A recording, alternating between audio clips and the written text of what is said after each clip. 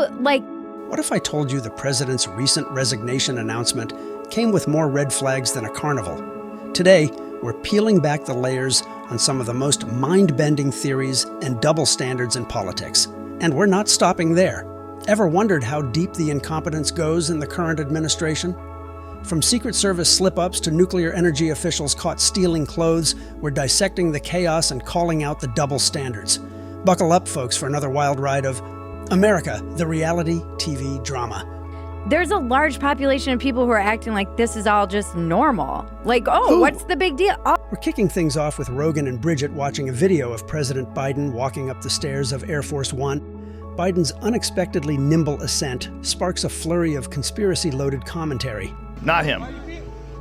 They suggest that Biden's spry stroll seems a bit uncharacteristic for his recent state, prompting jokes about it potentially being a younger man in a Biden suit.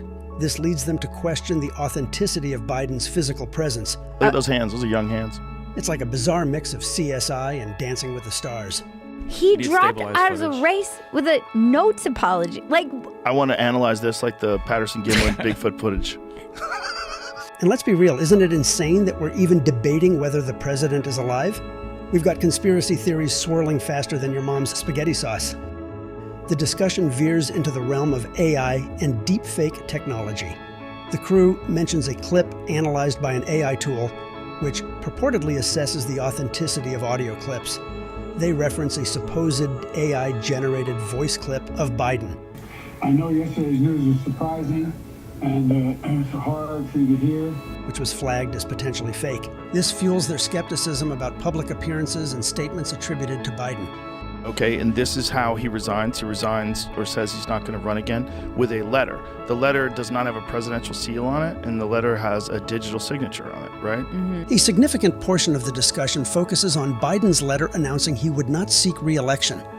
After noting that the letter lacked a presidential seal and featured a digital signature, which they find odd and potentially suspicious, more details feed into their broader narrative of something being amiss with the Biden administration.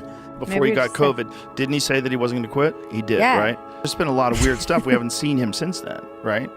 They argue that the apparent incompetence within the administration could either be a facade for deeper conspiracies or genuine bumbling.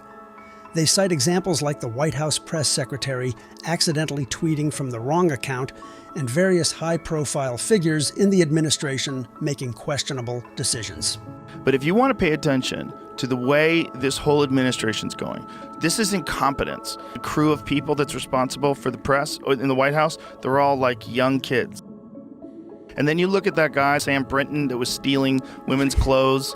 He was in charge of nuclear energy. It's true, folks. We've got officials like Sam Britton, the nuclear energy guy, who decided stealing women's clothes was a good career move. And let's not overlook the White House press secretary. It's like watching a bad sitcom, except it's real life. How much more do they think we can take? Really incompetent people scheming and banging heads and not knowing what to do and arguing with each other. And afraid to lose their jobs. Chaos. The two go on to continue talking about how ridiculous the last 10 days seem to be, including the recent Trump incident already being out of the news cycle, and the fact that the Secret Service lady was apparently buds with Jill Biden. Everywhere you look, the plot just seems to thicken. He was saying the same thing about the Secret Service and all that. He's like, this is a woman, she was like buds with Jill, and she was like from Pepsi before, and instead of putting like some Marine in charge. Finally, the crew decides to test the accuracy of the AI audio tool mentioned earlier by pulling a snippet from their podcast and uploading it to see if their real-life conversation would be detected as AI. They ran the sample, very unlikely, so it was right. Probability of 2.0%. It's very unlikely this audio was generated with 11 labs or the audio was manipulated. Ultimately, the discussion is a mix of humor, skepticism, and genuine concern about the state of the government and media. Rogan and his crew present their theories with a mix of cheekiness and seriousness, reflecting the broader public's confusion and mistrust in an era of rampant misinformation and political turmoil. I think this whole thing is way more chaotic than we give it credit for. It's not as easy as like they're manipulating us, they're controlling us. Yeah, they're fucking trying for sure, but it's not working anymore. Is the deep state pulling the strings, or are we just watching a bunch of bumbling politicians trip over themselves?